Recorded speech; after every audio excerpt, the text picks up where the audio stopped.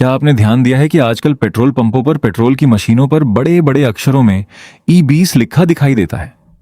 क्या आप जानते हैं कि जिस पेट्रोल को आप अपनी गाड़ी में डलवा रहे हैं उसमें अब शुद्ध पेट्रोल नहीं बल्कि 20% एथेनॉल यानी एक तरह की अल्कोहल मिलाई जा रही है। सोशल मीडिया पर इस समय एक बहुत बड़ी बहस छिड़ी हुई है।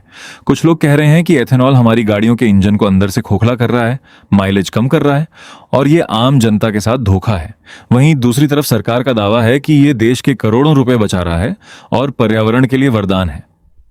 तो आखिर सच क्या है? एथेनॉल हमारी गाड़ियों और देश के लिए सही है या गलत? आज के इस वीडियो में हम बिना किसी मिलावट के बिल्कुल सीधा और सटीक सच जानेंगे। एथेनॉल क्या है और सरकार क्यों बढ़ावा दे रही है। सबसे पहले आसान शब्दों में समझते हैं कि एथेनॉल है क्या।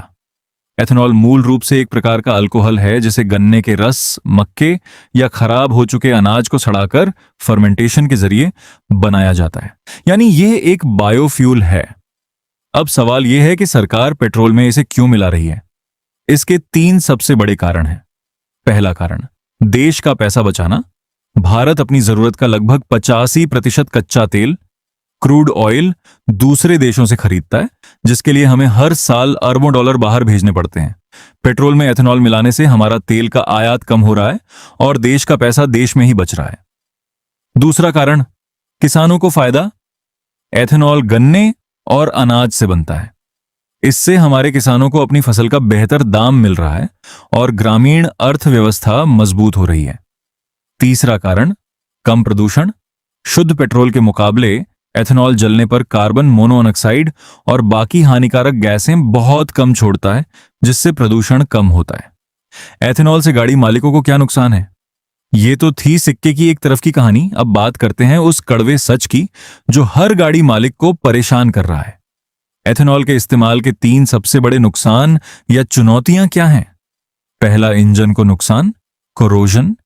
एथेनॉल की एक प्रकृति होती है कि यह हवा से नमी, मॉइस्चर को बहुत जल्दी सोख लेता है। अगर आपकी गाड़ी पुरानी है, विशेषकर 2023 से पहले की बनी हुई, तो एथेनॉल मिश्रित पेट्रोल आपकी गाड़ी के रबर पाइप्स, प्लास्टिक पार्ट्स और इंजन के मेटल्स में जंग लगा सकता है या उन्हें समय से पहले खराब कर सकता है। दूसरा, माइलेज में गिरावट, लोअर एनर्जी डेंसिटी। एथेनॉल में शुद्ध पेट्रोल के मुकाबले लगभग 30% कम एनर्जी होती है। इसका सीधा मतलब यह है कि जब आपकी गाड़ी में एथेनॉल मिला पेट्रोल जलता है तो आपको माइलेज थोड़ा कम मिलता है। कई गाड़ी मालिकों का दावा है कि उनका माइलेज 5 से 10% तक गिर गया है।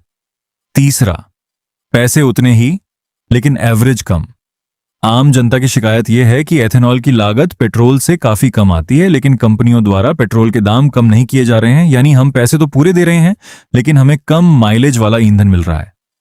तो क्या एथेनॉल पूरी तरह गलत है? जवाब है नहीं, बशर्ते तकनीक सही हो। आजकल कार और बाइक निर्माता कंपनियां E20 कंप्लायंट गाड़ियां बना रही हैं। इन नई गाड़ियों के इंजन, पाइप और वॉल्व को इस तरह डिजाइन किया गया है कि उन पर एथेनॉल का कोई बुरा असर न पड़े। अगर आपकी गाड़ी पुरानी है तो आपको बस कुछ बातों का ध्यान रखना है।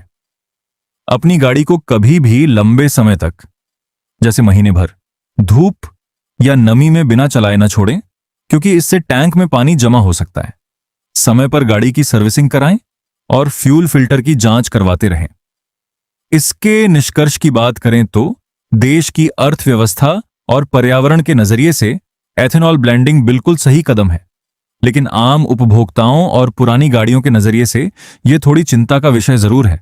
सरकार को चाहिए कि वो एथेनॉल वाले फ्यूल की कीमत थोड़ी कम करे ताकि जनता को माइलेज में होने वाले नुकसान की भरपाई मिल सके।